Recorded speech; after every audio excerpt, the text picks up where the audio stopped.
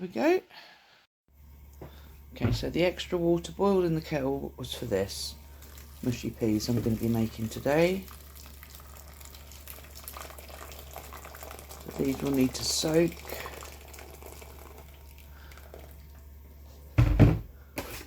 I go with these ones because they only take a couple of hours to soak, and then they'll be cooked later on, ready for dinner. Just give them because they will clog up if you leave them.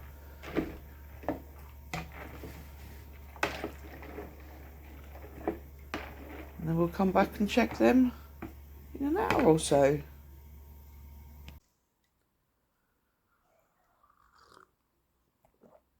Oh, I just need that first thing in the morning. Lovely. I've just checked the overnight camera and for some reason it decided to stop working at 3:15 this morning. So there is some footage from last night, but then I don't know who came after 3:15. But I've got the camera in and it's working again now, so I really don't know what's happening there. Maybe it's time to get a new camera. So I've just come back to check on the peas. Going to give them a little bit of a stir, see they're gradually swelling up. May have to add a little bit more water to them in a bit. But yeah, that's it so far. Mushy peas are preparing, ready to be cooked.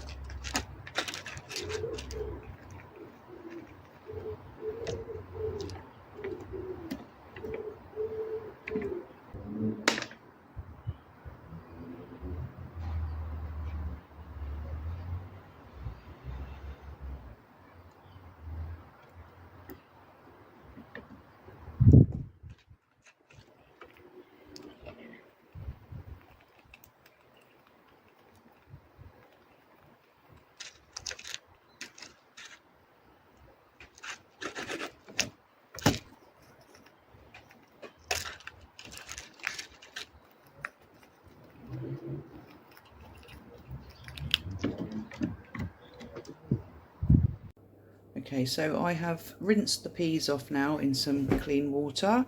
Now they're going to go into the saucepan. And then I will just cover them.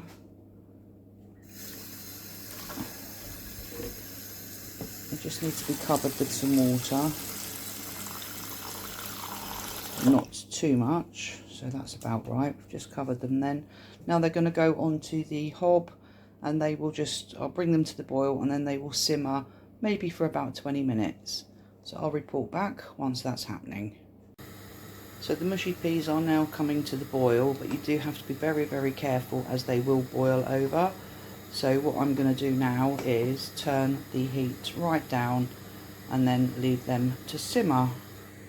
Obviously you need to keep stirring them every so often to avoid them boiling over, because they can still boil over even while they're being simmered. So yeah, it's just a case of keep an eye on them until they've mushed right down. I'll show you that when we get to that stage. So even on simmer, you just have to be careful that they don't boil over like that. And that's why you just have to make sure you stir them to stop that from happening. It's a time wasting exercise, this, because you have to watch it. I'm going to move that onto a smaller, onto the smaller gas now, so it shouldn't be as, I don't know, fast. So it's now on the small gas ring, and it won't boil over so badly, but it still bubbles and you still have to keep an eye on it. Right, they're beginning to mush quite nicely now, so what I will do is turn the heat off and then just leave them to soften in the heat that's in the pan. I don't want to overcook these today, as the majority of them will be frozen for future use. So once they go in the freezer, then you take them out, defrost them. You can just add a little bit of water and then heat them through until they're cooked, or they're of the consistency that you like them. I do also add a little bit of salt to the cooking. I also like sugar in mine, a little bit of sugar, just sweetens it up slightly. Carol doesn't, so I only put salt in whilst cooking them, and then just before I dish up, I'll dish hers up, and then with mine I will put a tiny little bit of sugar in, mix it around and pop it on the plate. So there we go, that's the homemade mushy peas. I'm also blanching some cabbage today. We're not going to actually have any of that with our dinner. However, I'd like to use the water to make the gravy, as I've saved the meat juices from the lamb. That's got a little bit of water in it where it was cooked. So yeah, the combination of this and this will make a lovely lamb gravy. The cabbage is now strained, just waiting for that to cool down, then I can put that in bags, and once it's fully cooled, and then it can go in the freezer. Plus I've taken out mushy peas for us for today, and then I've put the others in containers ready to go in the freezer. Again, I just need those to cool down, then I can put the lid on and they can be frozen. So we've got at least, well, we've got another 6 meals we can have with mushy peas. That's why I like to do a big pot. Then I've only got to stand and look after it once, rather than every other week cooking a new saucepanful. So there we have it. And in case you didn't realise, today we're having breast of lamb. So breast of lamb with mushy peas, stringless runner beans. Carol's having the baby potatoes, I'm having roast potatoes, and we're having roast carrots with proper gravy made from the lamb juices and the vegetable juice. I can't wait until dinner's ready. So the gravy is made. That was using the fat from the meat mixed with some flour. You're supposed to use corn flour, but I just use whatever flour I put my hands on, to be fair.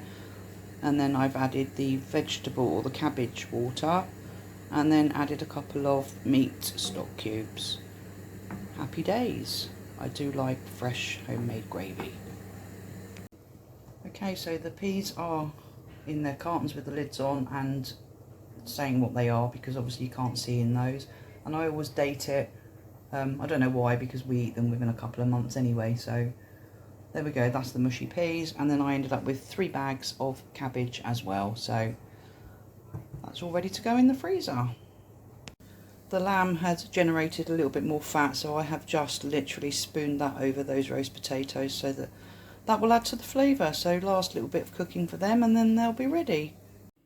Okay, so dinner is served. We've got breast of lamb, Carol's got boiled potatoes, stringless runner beans, roast carrots and roast potatoes, mushy peas, and I've got the same, just minus the boiled potatoes. There's that lovely gravy ready to go on.